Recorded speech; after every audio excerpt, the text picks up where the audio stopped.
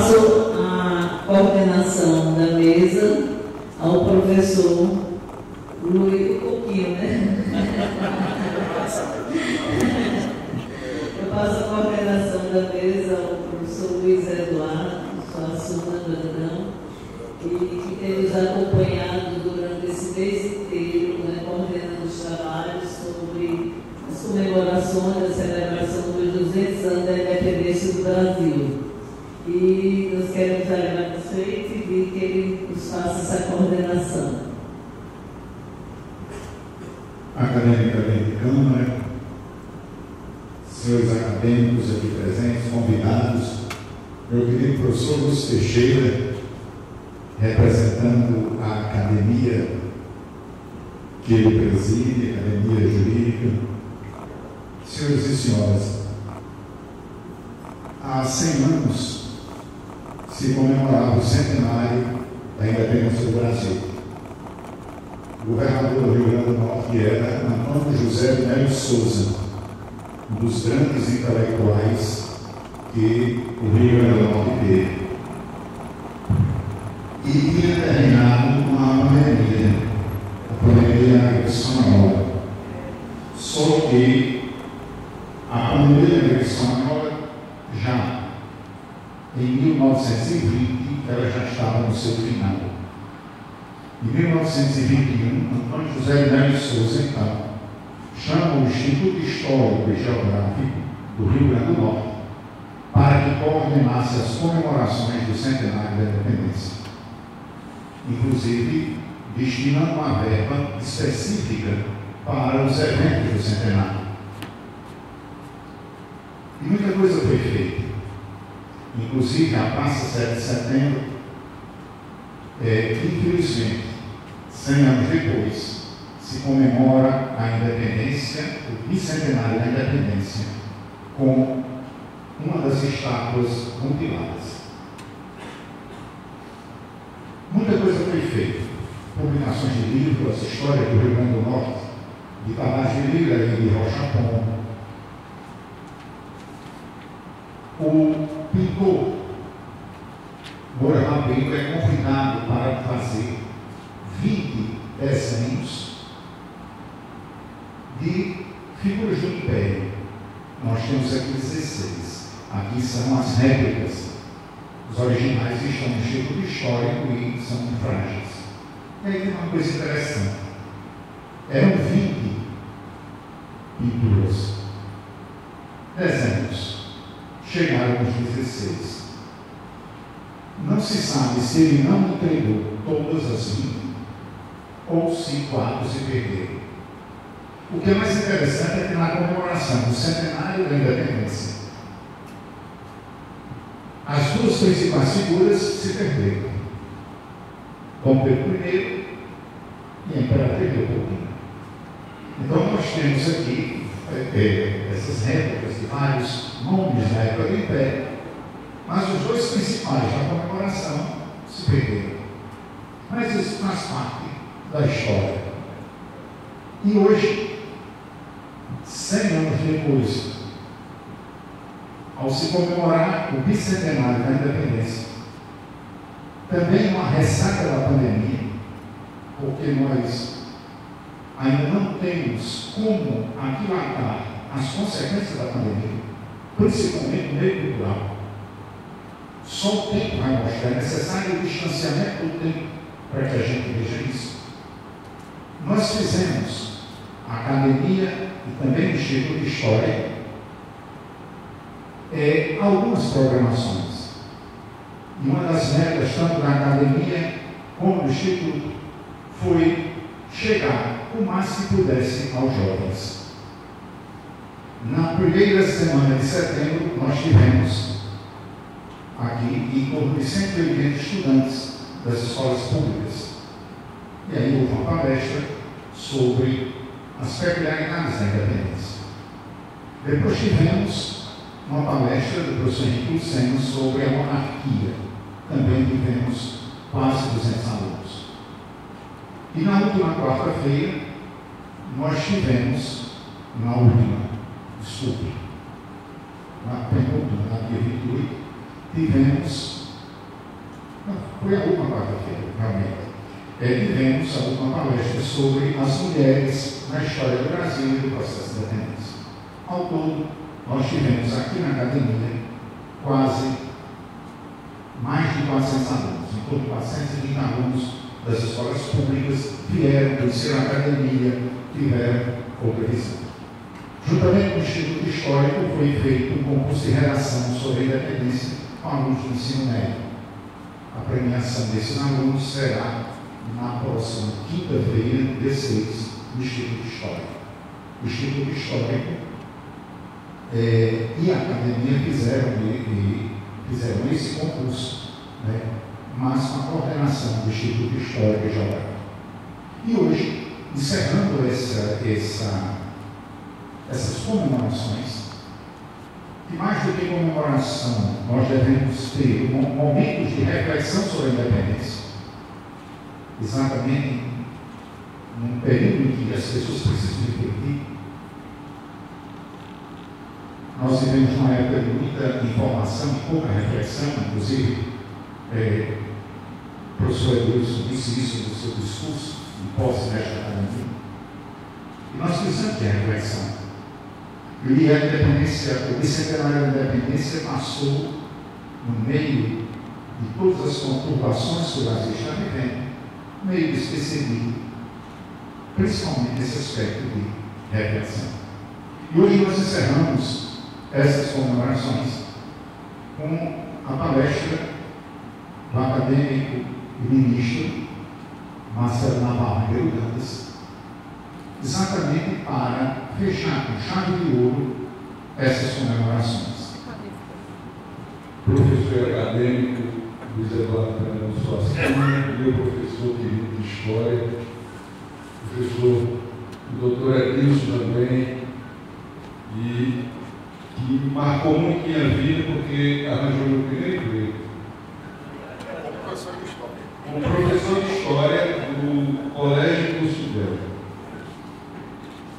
Excelentíssima senhora professora e acadêmica Leide Câmara, secretária e presidente ad hoc da academia, excelentíssimo senhor professor e acadêmico Lúcio Teixeira dos Santos, presidente da Academia de Letras Jurídicas do Rio Grande do Norte, a qual eu também integro com muita honra para mim, excelentíssimo professor e acadêmico Edilson Pereira Nobre Júnior, presidente do Egrégio Tribunal Regional Federal da Quinta Região, que pertenci, meu colega, passamos hoje a tarde inteira numa banca de doutorado na PUC de São Paulo, e onde foi aprovada uma norte-grandense, Marília Barra Xavier, uma tese muito interessante sobre o direito administrativo sancionador,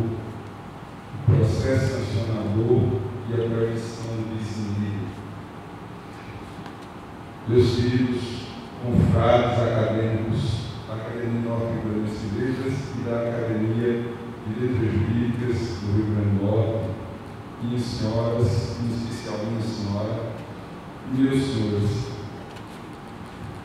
meus amigos, eu vou tentar fazer uma história das histórias do mito ou das narrativas sobre a independência do Brasil. E, com o modo que Diógenes me deu, qual é o significado da independência do Brasil no século XXI, vou tentar fazer alguma glosa inspirada nessa belíssima composição, cuja música é de autoria do próprio Pedro Figueiredo. Fazia muito tempo que eu não via o hino da independência.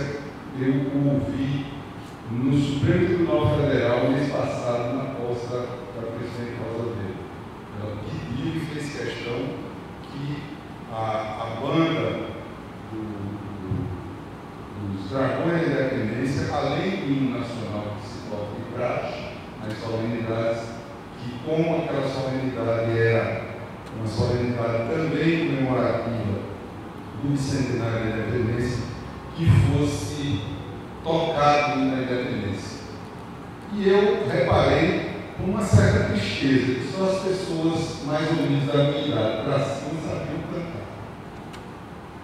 As crianças e os jovens de hoje raramente sabem cantar, nem mesmo o hino nacional.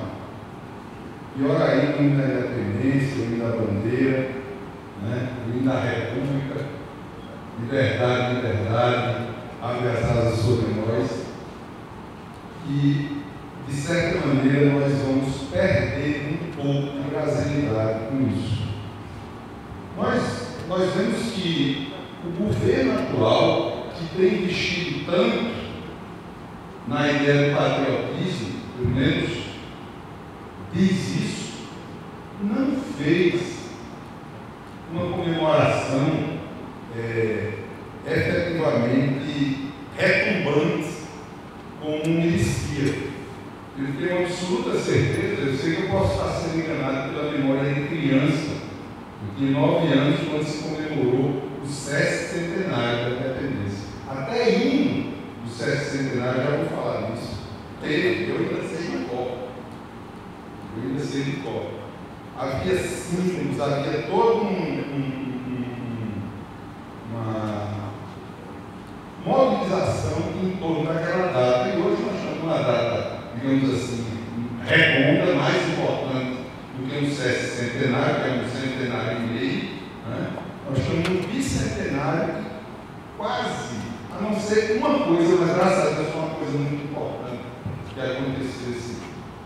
Então, o que eu proponho aos senhores é a visão da independência como um processo e não como um ato. E com a participação fundamental de muitos dos atores, e não apenas de um, não apenas de Dom Pedro I, para que a gente possa exatamente superar a visão simplista de comemorações anteriores. A gente tem notícia de como foram as comemorações de 1922, com uma visão muito centrada no Rio e São Paulo, que disputavam para ver quem era realmente a pátria da independência. O Rio de Janeiro era a Porto, tinha sido a Porto na época da independência, e São Paulo aconteceu de ser o lugar onde foi dado o grito, ou seja, onde Dom Pedro tinha viajado, né, para tentar acalmar alguns problemas da província, e de lá voltando, com problemas intestinais muito sérios, ele se apeou não no seu cavalo bonito, que aparece no quadro do Paraíba Monteirambé, mas de uma mula, que é o animal de escolha para viagem longas, e estava lá se aliviando quando chegaram as cartas, uma carta de José Bonifácio, uma carta da Imperatriz Leopoldina, e as cópias das ordens das cortes portuguesas. E teria sido esse momento em que ele declarou que estava definitivamente rompido com Portugal. Então, tudo isso foi trabalhado na nossa cabeça para que nós, quando a gente pensa em independência do Brasil, todo brasileiro, inclusive os jovens e as crianças de hoje, vem à mente delas o quadro de Pedro Américo, Independência ou Morte, que foi um quadro encomendado por Dom Pedro II, num momento em que a monarquia estava desgastada, nos anos 70 do século XIX, quando a monarquia estava desgastada, ele quis fazer uma homenagem ao pai dele e revalorizar a ideia monárquica, para tentar, porque foi efetivamente Dom Pedro, depois dele só que alcançou isso antes da televisão, foi Getúlio. Realmente Dom Pedro II foi o primeiro grande homem público brasileiro que teve a sua imagem conhecida em todo o território nacional. E ele, com esse quadro, ele tentou criar esse mito também para o seu pai. Ele tinha sido educado de uma forma a dizer: faça tudo, mas não seja como ele. Ele é impulsivo, você tem que ser calmo. Ele tem uma educação defeituosa, porque ele saiu menino da Europa, não fez a formação.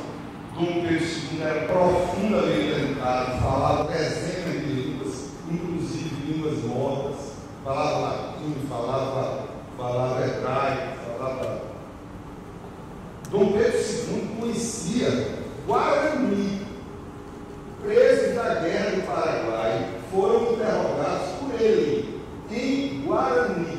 Ele falava um Guarani literário que às vezes os índios paraguaios não entendiam bem, mas ele conseguiu se comunicar com índios paraguaios. Tal era a capacidade dele. Mas tem coisas que ele não conseguiu se afastar.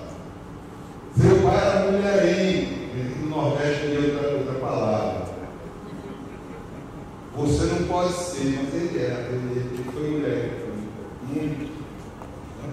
Basta dizer que ele, entre outras, namorava uma professora dos filhos, das filhas. Uma professora das filhas, uma preceptora. Né?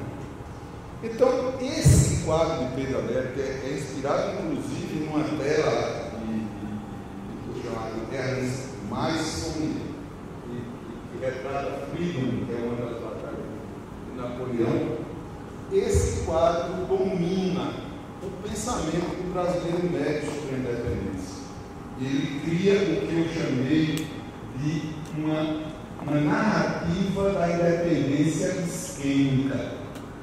Se tivessem médico nossos confrades aqui, eles saberiam o que quer dizer, é uma independência sem sangue. Baixou o grito de Dom Pedro, o Brasil ficou independente de Portugal e ficou tudo resolvido. Nós não costumamos dizer, diferentemente, por exemplo, do americano, que diz: na guerra da independência, na revolução, na guerra. A gente não diz a guerra da independência, mas houve uma guerra da independência, ou muitas guerras de independência aqui no Brasil, que duraram vários anos, entre 1821 e 1824, e em vários lugares do nosso território, que envolveram um número grande de brasileiros, principalmente se nós computarmos a população da época, que era de apenas 4.700.000 pessoas no Brasil. Cerca de 50 mil, estimam os historiadores, combateram nessas guerras. E se estima que tenham morrido algo como 2 a 3 mil brasileiros, o que seria alguma coisa como 90 a 120 mil mortos na população de hoje. Então, foi guerra e foi guerra grande. Eu só conheço um estado brasileiro onde se comemora efetivamente a guerra de independência. E eu digo, às vezes as pessoas dizem: mas Marcelo, como é que se comemora uma guerra? Comemorar no sentido mais literal possível da palavra, que é memorar com, ou seja, relembrar em conjunto. A Bahia, o nome do aeroporto de Salvador é 2 de julho, porque só em 2 de julho de 1823 é que terminou a guerra da independência na Bahia. Não foi só na Bahia. Então, nós precisamos escapar dessa armadilha das narrativas que capturaram a nossa historiografia oficial. O hino do sexcentenário, por exemplo, marcou extraordinário o sexcentenário da independência. Pode ter certeza que amor e paz, esse Brasil faz coisas que nem imagina que faz. Agora vejam o refrão. É Dom Pedro I, é Dom Pedro o grito. Esse grito de glória que acorda a história e vitória nos traz. Então o homem deu um grito e acordou a história estava dormindo. Inclusive, na internet, eu fui procurar para ver se era como eu lembrava. Em várias publicações que tem este grito de glória que a cor da história. Não faz isso, é que acorda a história. Ele dá um grito e a história acorda, então as coisas começam a acontecer. Estava tudo parado, ele dá um grito e resolveu. Então, essa é a narrativa. E a narrativa da independência esquenta, porque continua indo na mistura de raças, na esperança de unir o imenso continente nossa gente Brasil. Sesquicentenário, vamos mais e mais, na festa do amor e da paz. Quem viveu os anos 70 no Brasil sabe como tem muito amor e paz. Então, se prega uma concórdia, uma paz, que apenas um grito se resolveu, apenas com a proclamação, como se fosse um presente que o rei, que é alguém acima dos pobres, como mortais, que o rei deu a nós brasileiros. É preciso, portanto, que nós nos imbuamos da nossa missão como acadêmicos, que é a missão de educar, é a missão principal. Eu estou aqui de frente, olhando para Cascudo e me lembrando de palavras dele que eu trouxe como epígrafe dessa minha fala. Ele diz, em Coisas que o Povo Diz, o seguinte: uma interpretação não é uma atitude imóvel e definitiva. A vida aviva, apaga, retifica, substitui o que julgávamos permanente. O que era terra é mar, e onde quebravam as ondas estava a cidade. Então nós precisamos nos educar e educar para a compreensão integral da independência, fazendo-se uma ligação de causa e efeito entre ela e os múltiplos fatores que a precederam, acompanharam e a ela se seguiram. Em primeiro lugar, a independência não aconteceu do nada. Houve muitos movimentos, houve muitas tentativas de independência. Alguns autores, há um livro muito interessante, vou recomendar vários, mas esse eu acho um livro excelente, que é O Sequestro da Independência. Eu fiquei trazendo nesse grupo de livros que está aqui. E Lia Maurício Schwartz e mais dois autores, esse é o melhor. Eles, as várias independências do Brasil, porque eu tenho a sorte de ser cidadão honorário da Bahia, cidadão honorário de Pernambuco e cidadão honorário da Paraíba, os dois grupos aí não fui buscar o título da pandemia. Mas eu aprendi a cantar o hino de Pernambuco, que é um hino, aliás, belíssimo. E é um hino que, se estou vendo aqui em Barros fazendo assim com a cabeça, é muita gente que Barros passou um tempo, como eu em Recife, a Deus ainda está lá. A gente aprende a cantar o hino de Pernambuco com 3 meses, cara. No Rio Grande do Norte, eu até hoje só sei o refrão dele. O de Pernambuco é muito bonito, é um hino longo, muito bonito, e a gente aprende que a República nasceu em Olinda, etc. Várias coisas que são contadas. O nosso livro também fala em alguma coisa da nossa independência, que fala da guerra. Bom, então esses movimentos que o livro de história chama de movimentos nativistas começaram já no século XVII, 1641, com a aclamação de Amador Bueno em São Paulo, motivada pela notícia da restauração portuguesa. O que era a restauração portuguesa?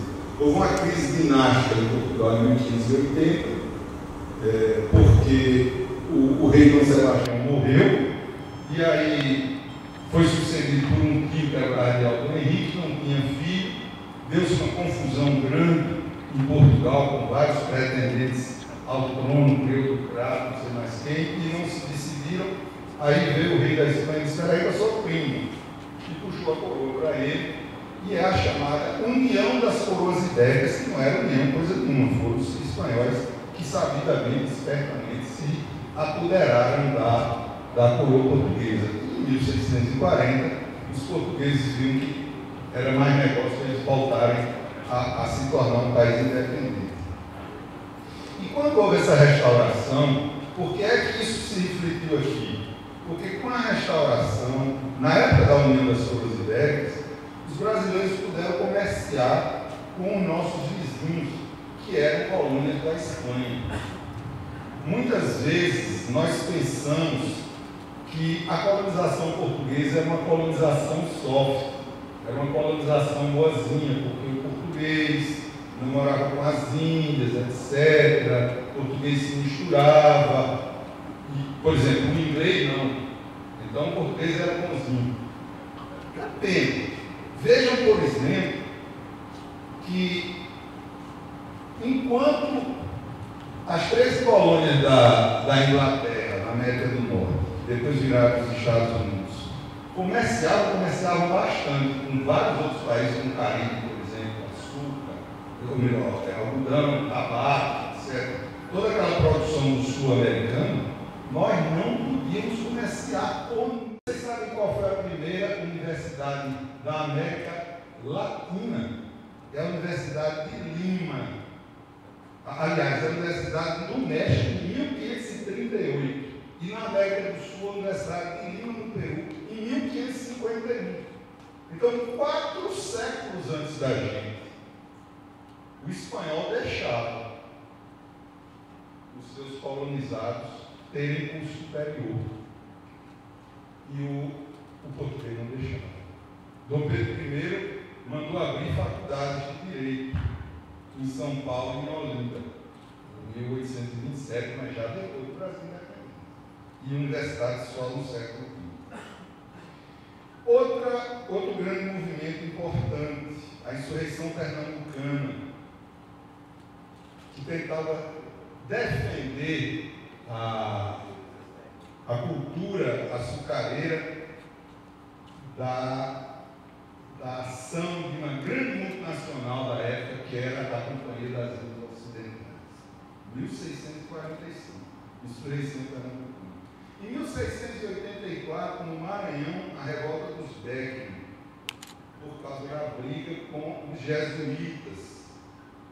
A Companhia Geral do Comércio do Maranhão queria usar a força escrava dos índios e os jesuítas não deixavam. E aí, tome confusão, veio uma violenta repressão com alguns condenados à forca. Em 1709, em 1708 e 1709, a Guerra dos Emboadas em Minas, a briga dos bandeirantes paulistas que queriam obter a concessão das minas e os mineiros, os locais, que diziam, não, isso aqui é nosso. E como a coroa portuguesa não queria saber quem ia explorar Minas, ela queria o quinto delas, eles pensaram também em se tornar independentes. Em 1710 e 1711, a Guerra dos Mascates, em Pernambuco, em Recife e Olinda, e lá Bernardo Vieira de Mello proclama a República e por isso o hino de Pernambuco é errado os altos coqueiros, diz a República é filha de Olinda. Em 1720 nós temos a prévia da Inconfidência Mineira com a revolta de Filipe dos Santos, ou revolta de Vila Rica, que foi também causada pela cobrança de altos impostos sobre o ouro. Em 1789, a mais famosa de todas.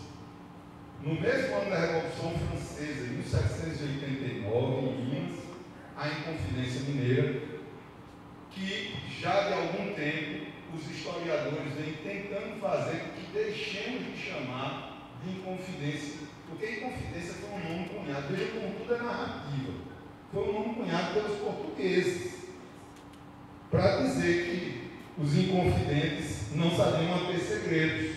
Eles soltaram a história, o português descobriu e reprimiu violentamente. Né?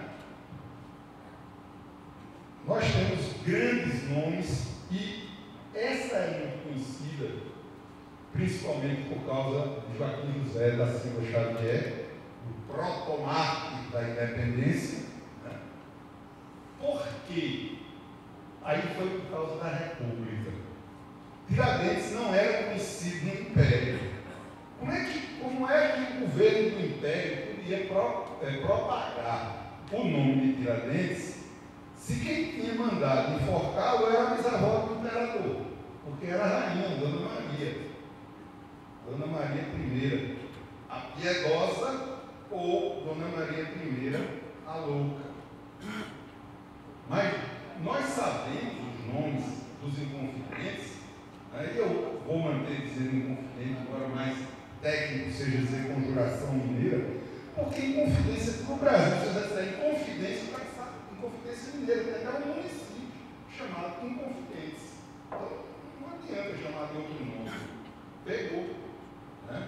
E perdeu esse sentido original que a palavra tinha. Mas todo mundo sabe, Cláudio Manuel da Costa, Alvarenga Peixoto, mais Antônio Gonzaga, enfim, eram poetas, padres, literatos, pessoas de classe média alta ou até ricos.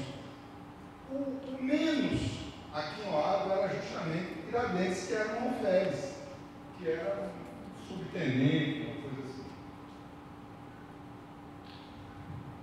E aí, quando o Império vai embora e vem a República, os militares republicanos disseram: esse é o homem para a gente valorizar, porque era militar, né? Foi o único que foi condenado à morte, que era o único que não tinha quem pedisse por ele. Vários foram condenados à morte, aliás, mas todas as outras penas foram comutadas. Só a de Tiradentes não foi. Só a de Tiradentes não foi. E todo mundo se lembra também, essa questão da iconografia é muito importante. Todo mundo se lembra daquele quadro de Tiradentes vestido com uma bata branca, com cabelo grande, com barba grande, para lembrar de quem? De Jesus Cristo. E o outro quadro, que é um quadro fantástico, mas é um quadro hediondo, que é Tiradentes esquartejado. Então, construiu-se uma imagem, inclusive, falsa. Não se permitia aos condenados naquela época usar barba de cabelo grande, até porque seria um ninho de piolho sem fim. Basta lembrar a vocês, eu não preciso nem falar da situação de uma prisão do Brasil da época. Basta dizer que o rei, a rainha, os príncipes e as princesas, quando vieram de Portugal para o Brasil em 1808, tiveram que raspar a cabeça, chegaram na Bahia com a cabeça raspada, porque o piolho tinha tomado conta deles todos na viagem. Eu estou dizendo muita besteira, professor. Mas aí vocês vejam, imaginem uma prisão. Imaginem uma prisão. Então é óbvio que Tiradentes não tinha o cabelo grande e a barba grande. A iconografia o fez assim, exatamente para despertar numa população majoritariamente cristã como a do Brasil, um sentimento ainda maior de identificação e de piedade com ele. Né? Depois da Inconfidência vem o que eu acho que foi talvez o mais importante desses movimentos todos, que é um movimento que foi extremamente popular, que teve uma adesão grande nas camadas do povão mesmo, que foi a Conjuração Baiana, ou Revolta dos Alfaiates, ou Revolta dos Búzios, como estão chamando agora mais recentemente. Buscava a independência, a república e a libertação dos escravos. Neste ponto ela era mais avançada do que a mineira. A mineira queria independência e república, mas não queria a libertação dos escravos, porque de certa maneira era a substituição da elite portuguesa por uma elite local.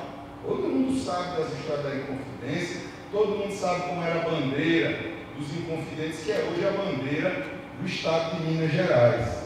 Né? E há uma discussão filológica acerca do lema da bandeira, que Milor Fernandes, que muita gente Quando pensa em Milô, se lembra só do grande humorista que ele era. Mas Milô era um profundo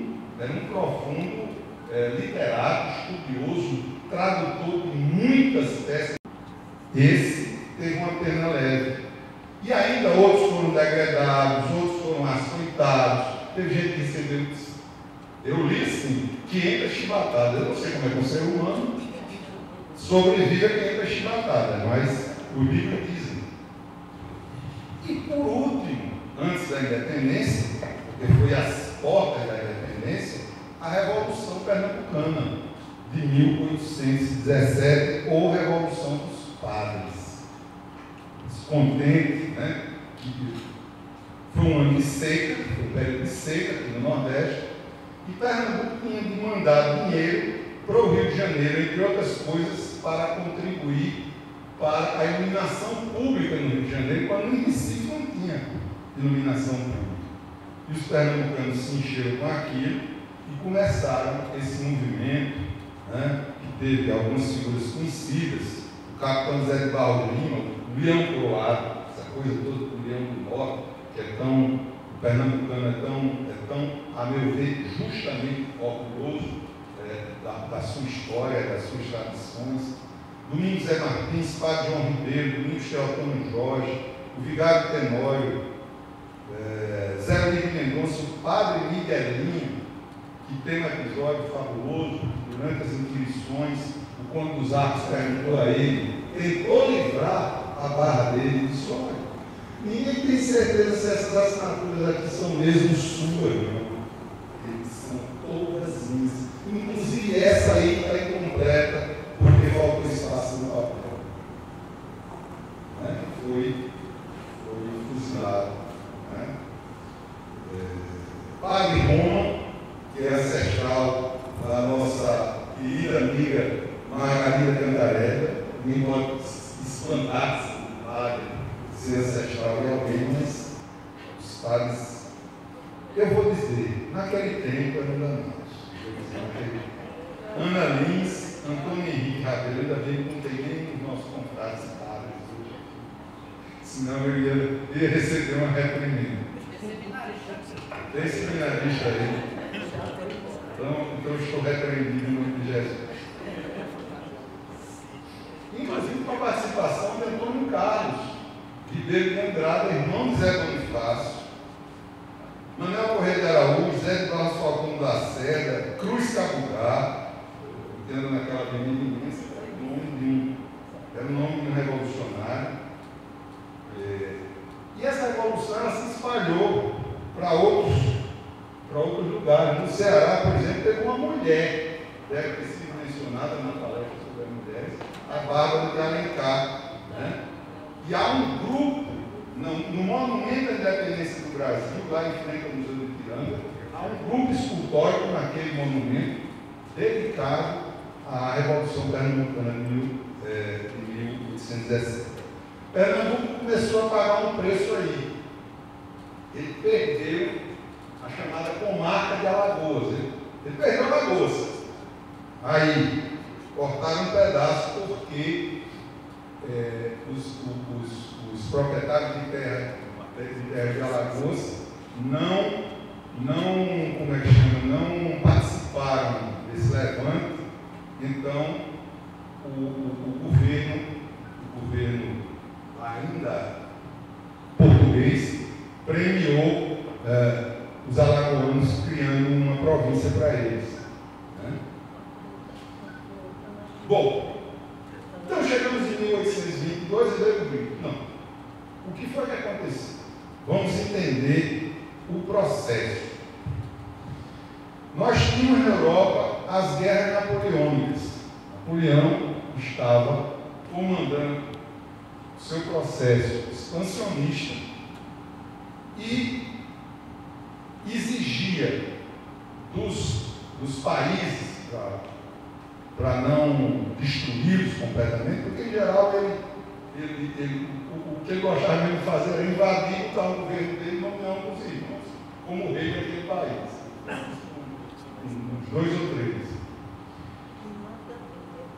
E para que ele fosse, digamos, benigno nas suas relações, ele exigia que os países do continente europeu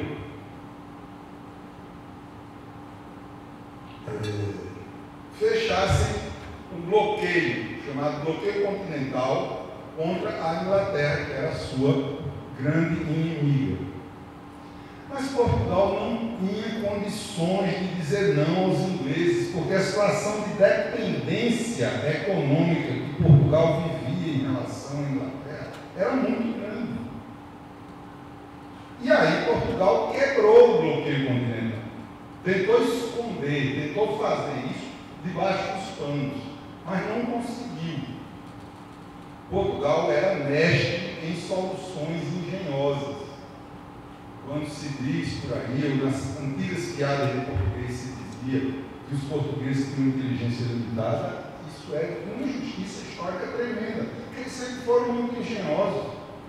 Tem um episódio no reinado de Dom Manuel, o Venturoso, que eu pensava, professor, que era Dom Manuel Venturoso porque ele descobriu o Brasil. Era sortudo porque ele descobriu o Brasil. Não, ele era venturoso porque morreram 6 para ele chegar ao trono. Morreu muita gente e não nasceu outros, um casado que um filho seria herdeiro na frente dele e não engravidavam as mulheres e estava errado o negócio. Aí ele chegou ao trono, por isso ele era Dom Manuel Venturoso. Os reis da Espanha, os famosos reis católicos Isabel, Fernando de Aragão e Isabel de Castela, resolveram, em determinado momento, expulsar os judeus da Península Ibérica e mandaram dizer ao nosso primo Manuel que ele expulsasse de Portugal. E o rei Dom Manuel disse: eu estou lascado, se eu expulsar os judeus, eu estou lutando fora a riqueza de Portugal, o saber de Portugal, a ciência de Portugal, os médicos de Portugal, são todos judeus, vão embora. Mas se eu disser não e os mantiver, a Espanha me invade. O que é que ele fez? Mandou converter os judeus ao cristianismo. Pronto, criou os cristãos novos. Claro que fez algumas violências para poder obter, queimou alguns. Aí o resto desse negócio está complicado aqui e se diziam católicos. Daí que vem uma série de expressões que nós usamos até hoje. Fulano não é muito católico, não. Por quê? Porque o sujeito ia na casa dele e notava que não se via, por exemplo, carne de porco. Aí dizia: esse cara não é muito católico, não. E para driblar até isso, os cristãos novos criaram, por exemplo, as alheiras, que é uma espécie de linguiça feita de pão, com ervas, com não sei o que, não tem carne de porco dentro, que era para ele poder comer. E o beijo ia pensar que ele estava comendo porco. Muitos mantinham pequenas sinagogas nos porões das casas. Tinham um nome português e mantinham um nome originário. Então, Portugal sempre teve essa sabedoria. Se quis enganar Napoleão, nessa primeira fase não conseguiu. Napoleão mandou invadir, através de um general com um nome realmente Janot, que não é coisa boa. E aí, Dom João,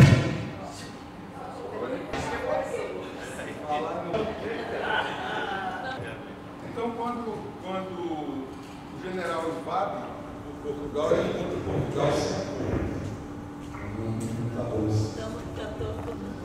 o Dom João, a saída achada por ele, por seus conselheiros, foi uma saída ousadíssima para ele. Embarcar toda a corte. E quando se diz corte, não é só o rei e os príncipes e as princesas, não. Toda a elite portuguesa, praticamente, veio para o Brasil. Era como se todo mundo, hoje em dia, acontecesse alguma coisa, e todo mundo embarcasse para a rua. Era uma coisa arriscadíssima, dificílima.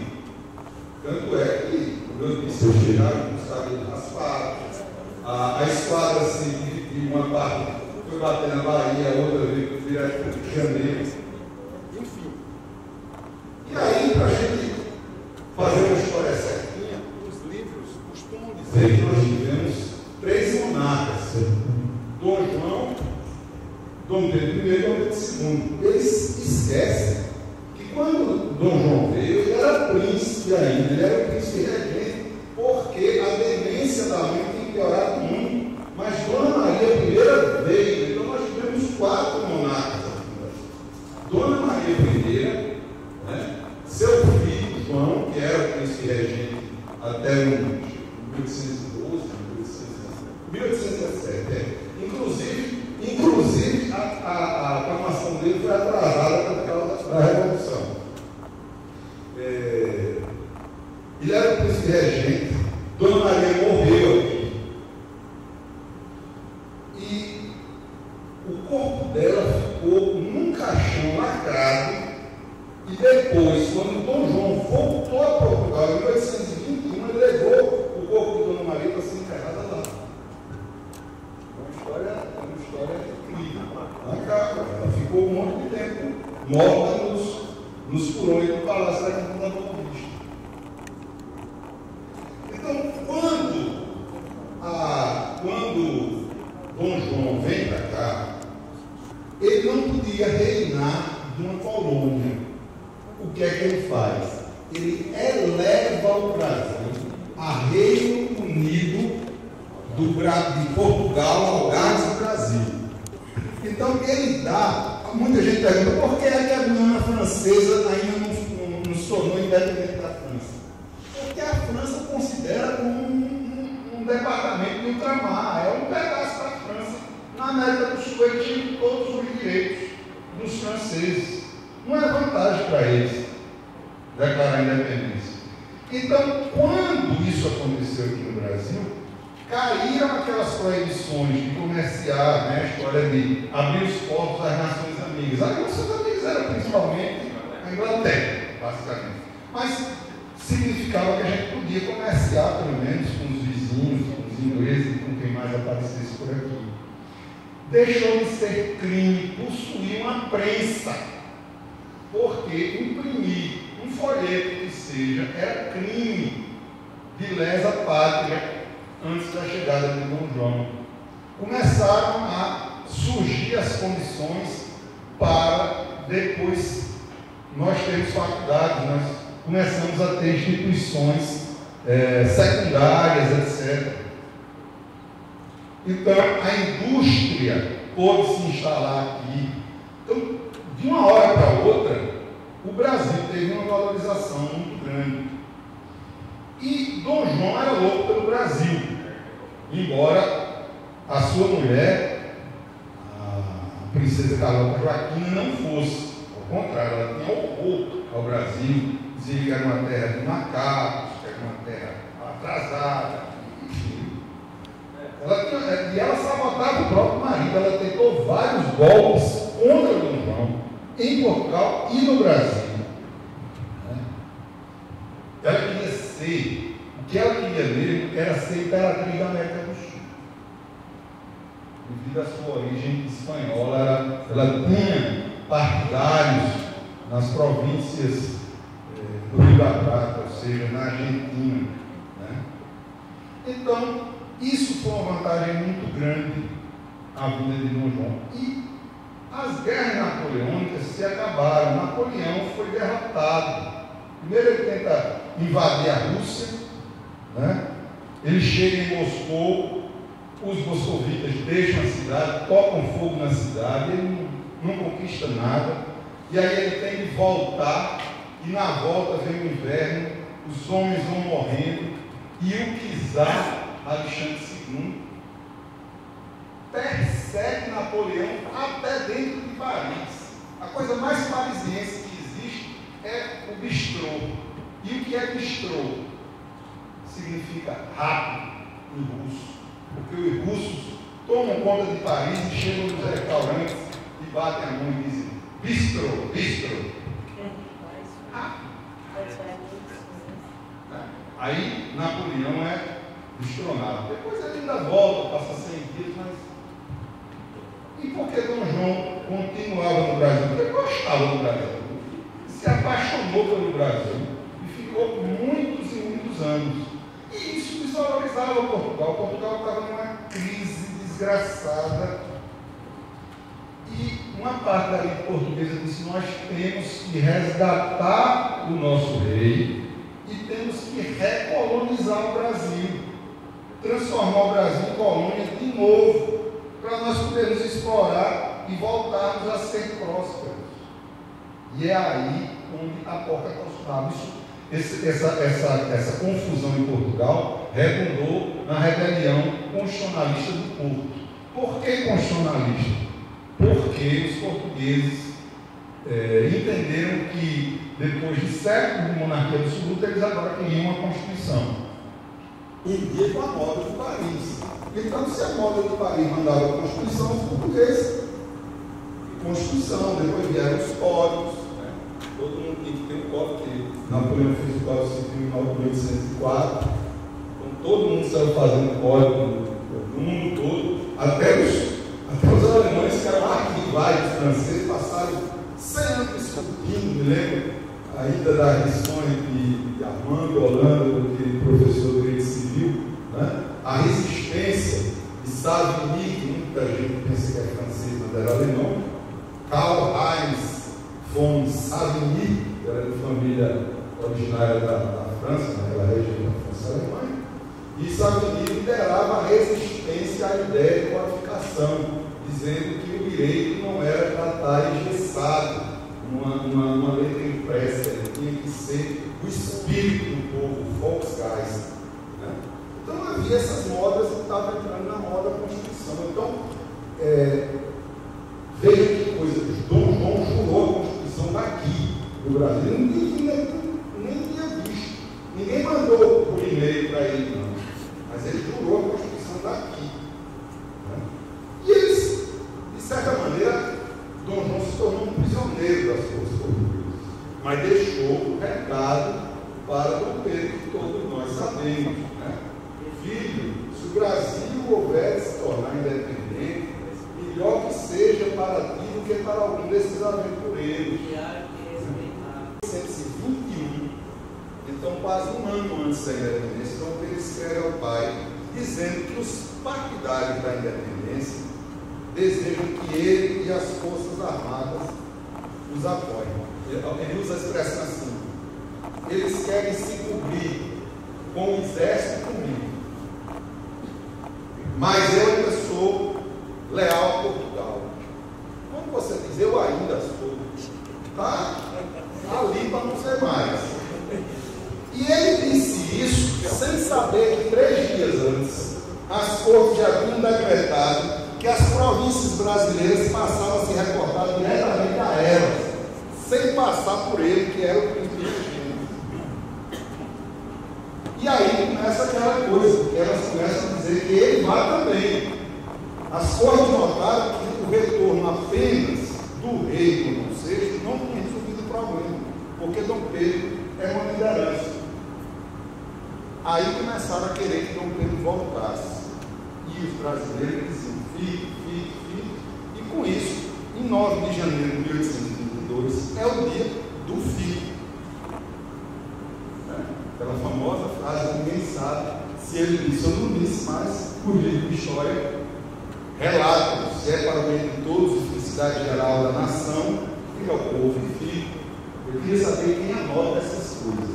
Eu me lembro, Luiz Eduardo, a famosa história do almirante Adrian Pater, na batalha naval, na guerra contra os holandeses, ele vê que estava perdido, sobe no alto do navio e diz: o mar é o único túmulo digno de um homem empatado. Se jogar, o cara notando ali, no meio da batalha naval. É um negócio fantástico. Bom, em 13 de janeiro, antes que a notícia do fico chegasse a Lisboa, as cortes mandaram instituir todos os tribunais criados no Brasil depois da chegada da corte. Ela dizia especificamente com relação à Casa da Suprema suplicação do Rio de Janeiro, porque os tribunais portugueses eram chamados de relação, ainda hoje são. A relação de Lisboa, a relação do Porto, a relação, são 5 tribunais além do Supremo Tribunal de Justiça. Na época, os tribunais de segundo grau, eles se chamam de relação aqui no Brasil também, e o Tribunal Máximo só havia a Casa da Suplicação em Lisboa, havia uma Casa da Suplicação, salvo engano, em Goa, na Índia, enfim. Expressamente esse decreto dizia: a Casa de Suplicação do Rio de Janeiro volta a ser Tribunal de Relação da província. Eu me rebaixava, extinguia uma série de repartições para que tudo voltasse para Portugal. Mas aí Dom Pedro começou a engrossar o pescoço e deu 2 avisos, no dia 21 de janeiro e no dia 4 de maio, informando o seguinte: está tudo muito bem, mas todos os decretos das cortes só valem no Brasil com o meu cúmplice. É o exequatur, né? E ele cria um conselho em 16 de fevereiro.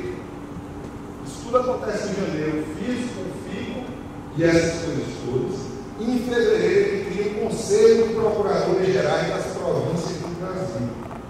E em junho, por representação deste Conselho, ele convoca, sabe ver, uma Assembleia Geral Constituinte e Legislativa. Isso não é independência, não. Como é que convoca uma Assembleia Constituinte? Então, para mim, essa poderia ser a data da nossa independência, 3 de junho. Perfeitamente. O dia que o ministro colocou a Assembleia Constituinte. Não tem sentido de dizer que nós não éramos independentes se nós estávamos fazendo uma Constituição para nós mesmos. Observe-se em 1º de agosto, eles pegam um decreto que declara, eles dizem por isso que eu peguei o texto do decreto, que diz o seguinte: o meu partido que os povos desejavam, e mandei convocar a Assembleia do Brasil a fim de cimentar a independência política deste reino. Ele usa a palavra independência e usa este reino. Não é o reino de Portugal, é este. Não se ouça, pois, entre vós outro grito que não seja união do Amazonas ao Prata, porque o Uruguai era nosso nesse tempo, era a província de Platão. Não retumbe outro eco que não seja independência. Outra data, 1º de agosto. Enquanto tudo isso acontece, há um trabalho fervoroso, trabalho diplomático com as potências estrangeiras, um trabalho político com as forças internas da Imperatriz Leopoldina e de José Bonifácio de Graça. Ambos eram muito cultos, ambos eram muito preparados, ambos eram estudiosos e ambos adoravam fazer política. Tem um quadro pintado, aliás, por uma mulher que retrata a Dona Leopoldina como regente, enquanto Dom Pedro estava nessa famosa viagem para São Paulo. Ela presidia o Conselho de Ministros, cujo ministro mais importante era Zé Bonifácio. Então, são nomes. Na Imperatriz Leopoldina, a gente só se lembra quando é época de carnaval, no desfile das escolas de samba do Rio de Janeiro. Ou para dizer, é a mulher de Dom Pedro I. Ela era uma mulher preparadíssima, era uma mulher cultíssima. Nós devemos, talvez, mais a ela e a Zé Bonifácio do que ao próprio Dom Pedro, a independência do Brasil. Então, essa viagem que acontece para São Paulo em 14 de agosto, né? Ele vai para São Paulo para tentar resolver os problemas lá. E no mesmo dia que ele viaja, Zé Bonifácio pede uma circular ao corpo diplomático declarando a Constituição. Né? Agora, ajudaram a provocar o rompante, o grito, a afirmação de que agora tem mais volta, o fato de que ele estava com diarreia, mal-humorado, cansado, quando chegam as cartas de Zé Bonifácio e de Leopoldina e as ordens das cortes, chamando de dois nomes que o irritaram muito, chamando de rapazinho e de brasileiro. Nós temos que lembrar que o nome brasileiro, de início, era um nome pejorativo. Os portugueses chamavam brasileiro porque o sufixo "ele", na nossa língua, como todos vocês sabem, não é um sufixo que indica o gentio. Ele é um sufixo que indica a profissão. O chueiro, padeiro, sapateiro. Brasileiro era quem carregava, quem transportava para o Brasil. A gente era para ser brasilense, brasiliano, alguma coisa assim. Então eles chamavam o brasileiro como uma forma de menosprezar.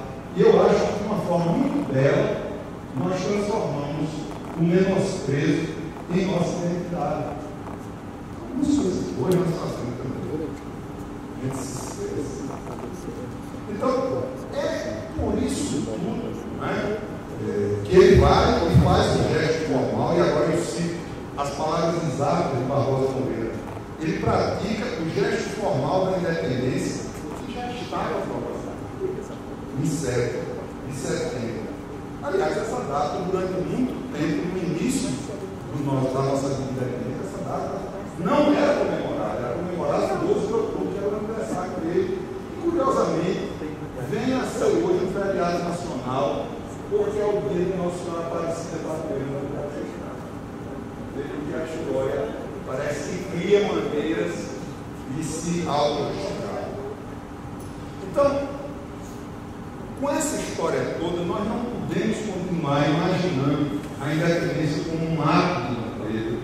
Nós não podemos continuar imaginando independências químicas sem sangue. Houve muitas guerras, como eu disse, entre 1821. Notadamente no Pará, no Maranhão, no Piauí, onde houve a maior de todas as batalhas, a batalha de Jutá, onde morreram 400 pessoas. 400 pessoas num país onde só viviam 4 milhões e 700 mil, mas no Piauí, que não tem quase ninguém, era uma carnificina. Em Alagoas, em Sergipe, no Ceará e na Cisplatina.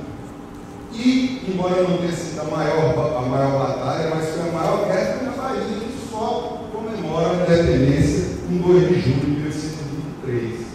Né? Então, como eu tinha dito, a participação nessas guerras não foi pequena. Seria como se hoje morressem perto de 100 mil pessoas, 90 a 137 mil pessoas. Uma outra coisa, houve a participação de militares estrangeiros contratados pelo Brasil, contratados pelo príncipe, principalmente Lord Cochrane. O inglês, eram mercenários. Como é que chama? Laurentino Gomes colocou como subtítulo do livro dele, de 1822, como um homem sábio, uma princesa triste e um escocês logo com dinheiro ajudaram Dom Pedro I a ir ao Brasil. Quem era o homem sábio? Zé Bonifácio. Quem era a princesa triste? A imperatriz Leopoldina. Era triste porque estava ganhando do marido, porque ele interceptava as cartas dela, porque ele tirava o dinheiro que o pai dela, que era o imperador dela, contava para ela. Ela era uma princesa triste e fez tudo isso por nós. Então eu acho que Dona Leopoldina deveria ter um lugar de veneração muito maior do que o que ela tem na história do Brasil. E o escocês era Lord Cochrane. Lord Cochrane fez praticamente a batalha do Atlântico, essas guerras todas, bombardeou São Luís, ele foi não sei mais para onde, em todo canto ele ia, mas não era só ele. Tinha o general Labatut, que era Labatut, tinha o Pascoe Green e outros. Né? Então, essa valorização do Almirante Cochrane também precisa ser feita que já começou com essa citação no título do livro, 1880 de Laurentino. Agora, é preciso também dizer que, apesar de todas essas guerras, apesar de todo o esforço de Zé Bonifácio, nós não alcançamos a unidade nacional. Nós iríamos conseguir uma certa unidade nacional do Segundo Império. Essa foi a ordem de Dom Pedro II e da língua portuguesa, que aqui na Casa da Letra nós temos que louvar. O fato de nós termos mantido a nossa unidade, ela tem uma vitalidade linguística. O fato de você chegar num lugar perdido no Amazonas, onde você tem fronteira com 2 países, a cidade mais próxima não é Manaus, a cidade mais próxima é a capital desse país, e você vê que se fala português, e português bem direitinho. Se você andar 500 metros, você fala espanhol. Então, é produto do Segundo Império, da estabilidade política que a monarquia deu, e também a língua portuguesa. Tem uma coisa que é citada na Bíblia, e é muito citada na maçonaria, não posso dizer que é não, porque senão eu vou pegar o segredo da maçonaria, mas a gente sabe, são palavras que só quem fala bem são os falantes de uma língua. Nas guerras com os platinos, o pessoal do Rio Grande do Sul chamava o Márcio, não, ele disse que é brasileiro, ele não é argentino, não. Aí eles mandavam dizer poço e poço. Quem fala espanhol dificilmente consegue discernir. Eles ouvem como se fosse a mesma palavra. Na Bíblia, no Antigo Testamento, um dos livros tem a palavra que os hebreus mandavam o estrangeiro dizer, ele não acertava dizer, ele sabia que ele não era um deles. Então, nós não tivemos ainda a unidade.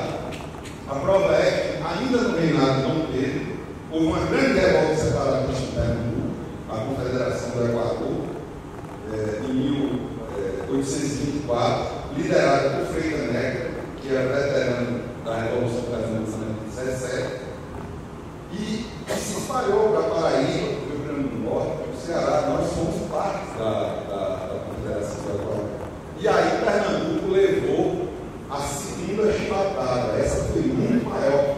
Na primeira, ele perdeu só Alagoas. Na segunda, ele perdeu todo o território que hoje faz parte da Bahia, e é toda a Bahia para lá do Rio de São Francisco. Era a comarca do São Francisco. É muito maior do que o estado de Pernambuco. Pernambuco é como se fosse um Chile menor e deitado. Ele vinha assim e descia acompanhando o Rio de São Francisco. Ele ia bater, imagina como o Pernambuco seria um estado grande, porque ele ia bater em Minas Gerais. Ele poderia fazer fronteira até com São Paulo. E ele perdeu isso por causa da Confederação do Equador. E aí, no período, depois de 1831, quando Dom Pedro abdica, vai-se embora para Portugal, para lutar contra o irmão dele, contra Dom Miguel, e para tentar fazer a filha, Dona Maria da Glória, que era Dom Miguel, ele casou com um irmão, achando que ele ia resolver, o cara tomou o trono da Cia, ele foi para lá brigar e se tornou, ele conseguiu, para alguns dias foi Pedro IV de Portugal, que botou a filha no trono, e ele é muito reverenciado pelos portugueses, principalmente entre os portugueses. A cidade do Porto tem uma reverência toda especial a Dom Pedro. Mas quando ele sai, ele deixa aquelas regências, começaram com regências primas, temporárias, depois se tornaram permanentes, depois vieram as regências unas, e durante a interregência nós tivemos vários movimentos separatistas. A Cabanagem do Pará, a Guerra do Farrapo, a Revolução Farroupilha no Rio Grande do Sul, a revolta dos malês, os negros na Bahia, em 35, 37, a Sabinada na Bahia, a Balaiada no Maranhão. A coisa estava saindo tanto de controle que eles tiveram de alterar a legislação para permitir que Dom Pedro II se tornasse rei com 14 anos. Né? Queremos Dom Pedro II, embora não tenha idade. O Brasil dispensa a lei e viva a maioridade. Era um golpe do Estado. Fizeram uma coisa contra que a Constituição de 1924 pregava. Ele era menor de idade, mas foi o jeito para criar essa figura de proa e sufocar essa quadra da história brasileira em que nós podíamos ter nos tornado como aconteceu com a América Espanhola. Né? Tudo isso era um país só que virou Argentina, Uruguai, Paraguai, Bolívia, Peru, etc. O problema da província cisplatina, a gente diz, por que é que o nome do Uruguai é República Oriental do Uruguai? Porque eles dizem orientais, né?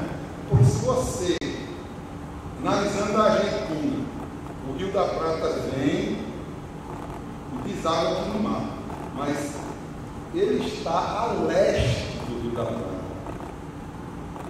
Então, leste é Oriente. E como houve uma influência muito grande dos maçons na independência uruguaia, em vez de chamarem leste, chamaram de Oriente.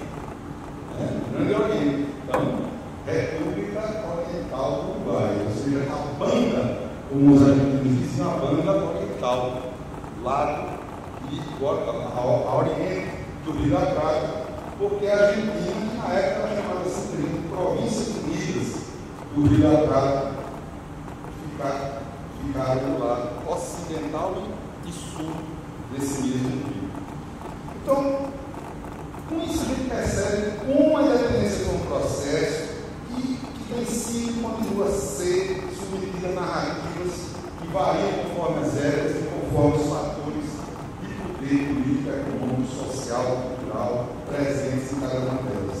Assim foi no desgastado final do Segundo Império, como eu já disse, com a iconografia da independência e a supervalorização do papel de Dom Pedro I pelo seu filho, Dom Pedro II.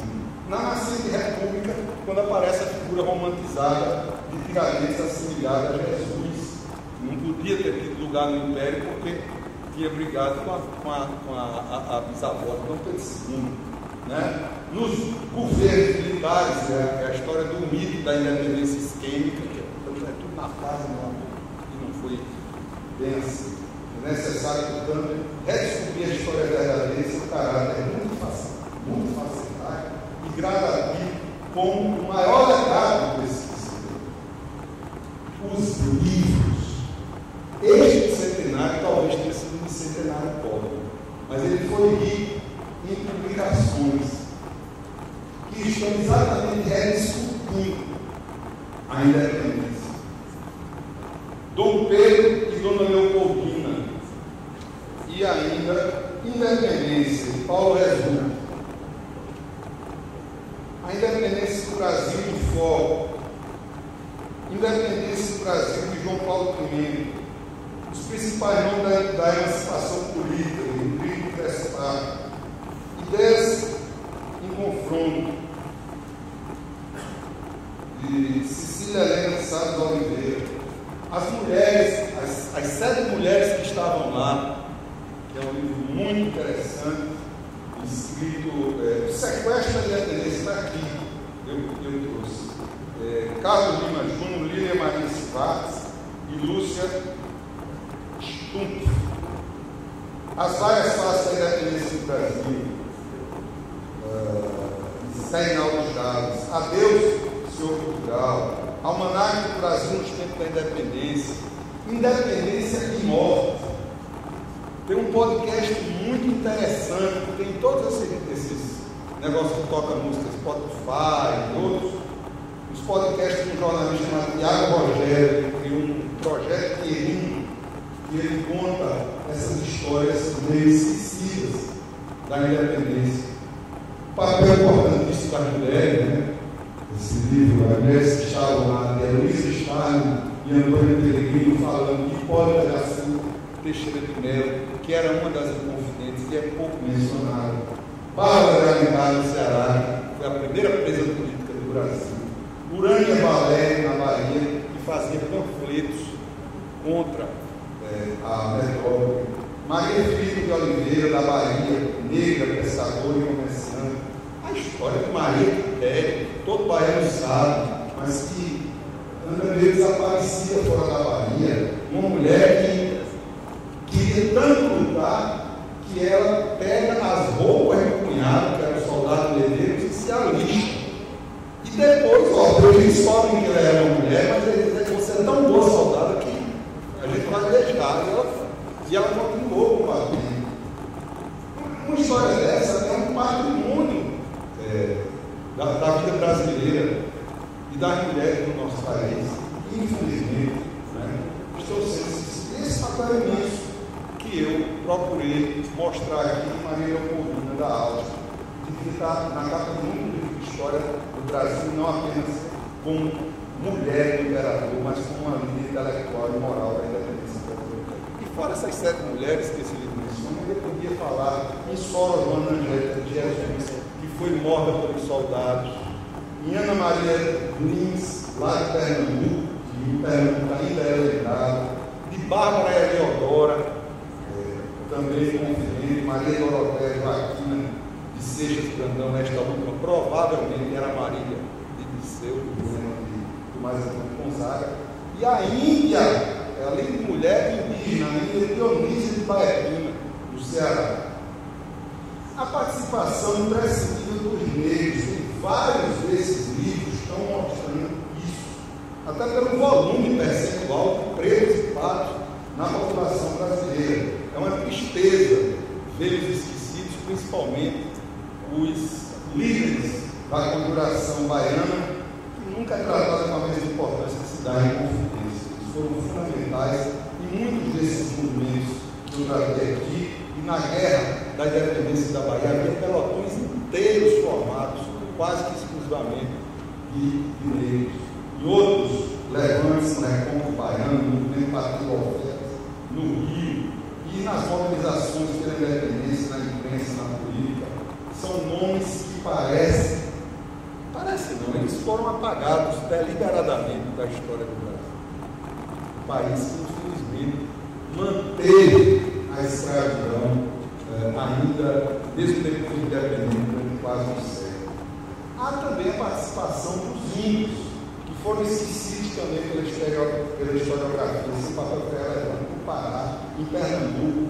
Os Tabajaras lutaram ao lado dos sertanejos na Batalha de Junipá, foi o maior evento da guerra da independência do Piauí, liderado por Cícero Evangelista. E os brasileiros perderam essa batalha, não é isso? Mas tinha um militar, um sujeito que tinha sido militar de Napoleão, lá no Piauí, e ele, mesmo os brasileiros terem perdido, eles aprenderam muitas táticas de guerra e conseguiram. Vereadores índios assinaram um movimento apoiando Dom Pedro. Eu vi esse documento. Quando eu vi esse não está vendo o jeito índio na época se elegia vereador. E eram vários, eram muitos. Porque havia muitas cidades que havia uma participação indígena relevante no contexto da população. Vereadores indígenas assinaram um manifesto apoiando as medidas de reação do príncipe aos decretos. Ainda, na Bahia tem a figura esculpida já desde 1800 do caboclo e depois de algumas décadas da cabocla, representando a força dos indígenas e dos seus descendentes na luta pela independência. E ainda houve a presença de ciganos, judeus, árabes, latinos, europeus, que nasceram aqui ou viviam aqui, de todas as classes. Então, comemorar o bicentenário da independência não pode ser apenas exaltar a data, mas também discutir seus problemas. É impossível não reconhecer que a liberação brasileira do domínio português marcou ao mesmo tempo uma ruptura e uma manutenção. Ruptura com Portugal, é sério, mas manutenção não apenas da monarquia, mas também da escravidão, que persistiu por quase todo o período imperial. Aliás, a abolição da escravatura foi uma das causas do fim do Império.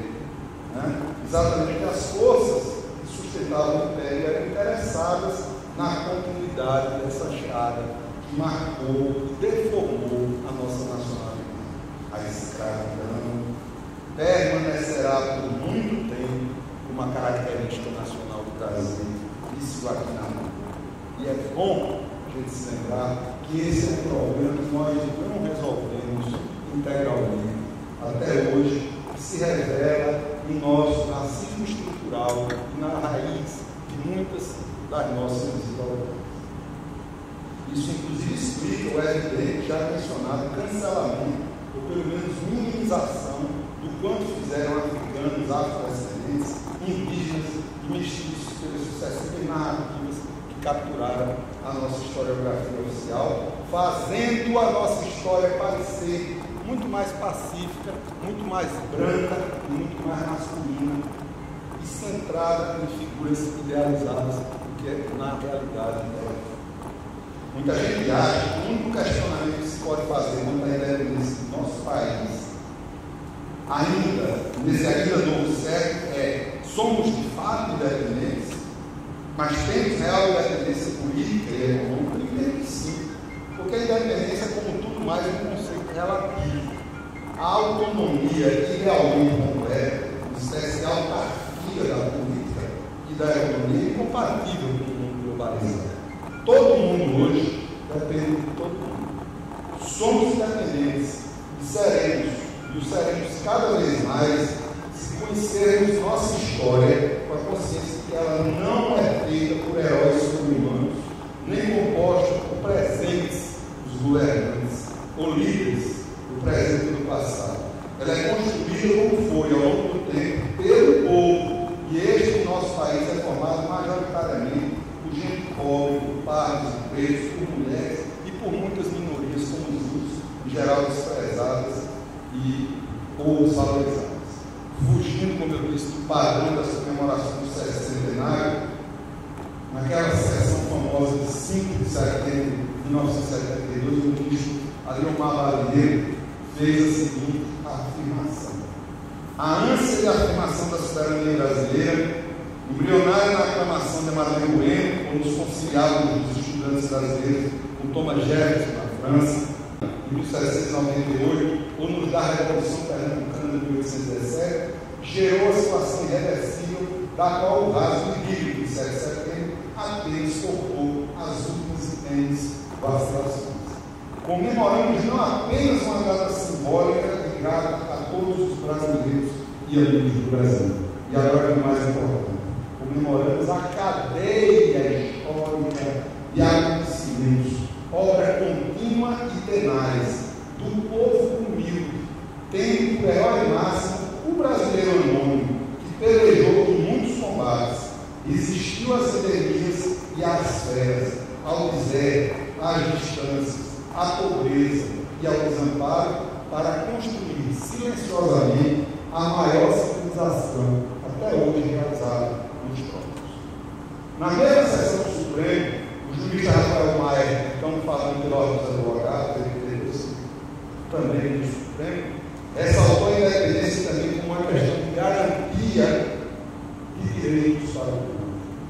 Disse Rafael Maia: se merece a qualificação de independente não apenas o país que conquistou e exerce a soberania externamente em face de outras soberanias, ou internamente como expressão de poder e realização do bem comum. Se a merece, sobretudo, pelo povo que tem seus direitos assegurados e as liberdades garantidas, resguardados, a supremacia da Constituição e o princípio da legalidade. Se não podemos e nem devemos reescrever a história, temos ao menos de tentar dar um futuro melhor, com garantias de direitos para todos, independentemente de raça, credo, sexo ou ideologia.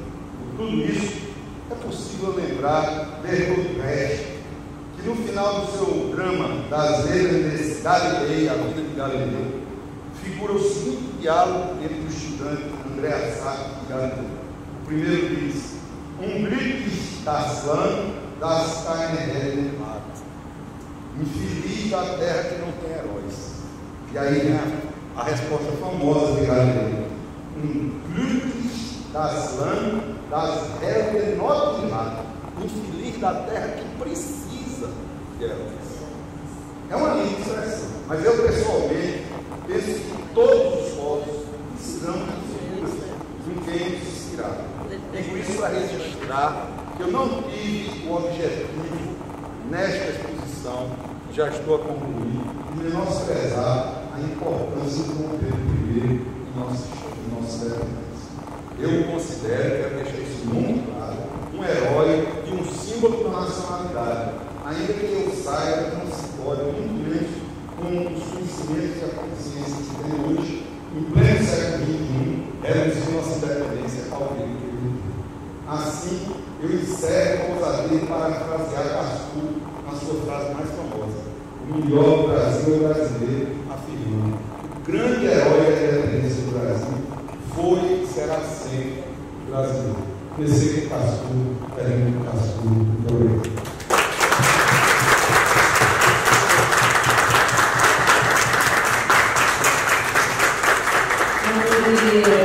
O nosso presidente Elcio Bastianini, ele, reconhecendo a obra hoje aqui exposta por Marcelo, escolhi você registrar essa palestra para ser publicada na revista da Academia. O próximo número, agora de dezembro, ela será em homenagem aos 120 anos de Augusto Severo.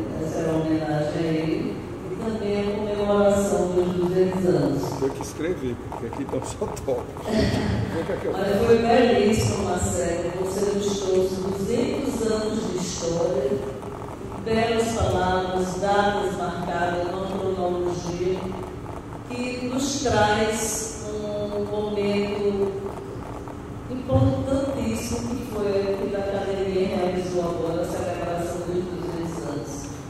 Eu acho que foi um marco para essa casa, a gente passar um mês,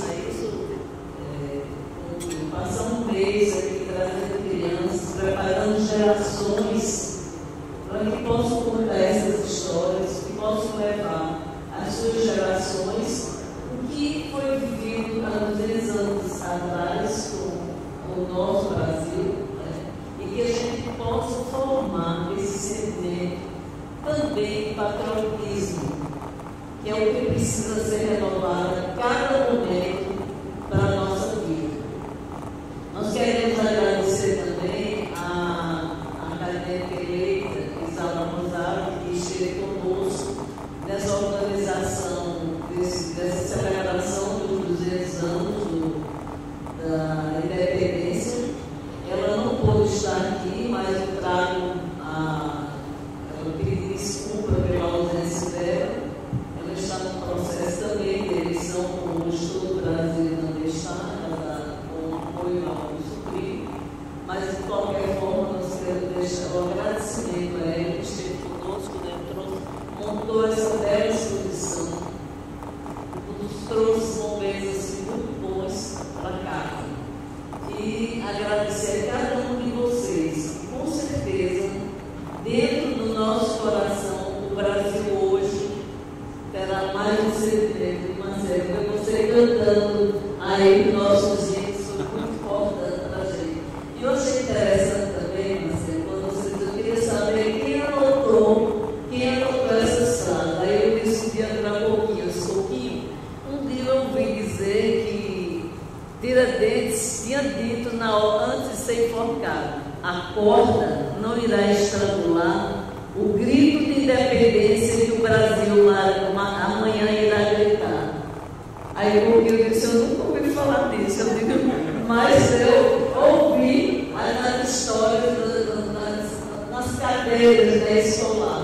E é muito interessante. Eu conheço das 10 vidas, se 10 vidas tivessem. Eu ouvi e eu tive a oportunidade de conhecer uma herdeira de Tiradentes, ela que recebia pensão de Tiradentes, ela que deu um vasto material sobre Tiradentes, a certidão de batismo dele, e eu perguntei também isso para ela. Fui na casa dela também, conheci toda a herança que ela tinha de memória dele, e ela disse, não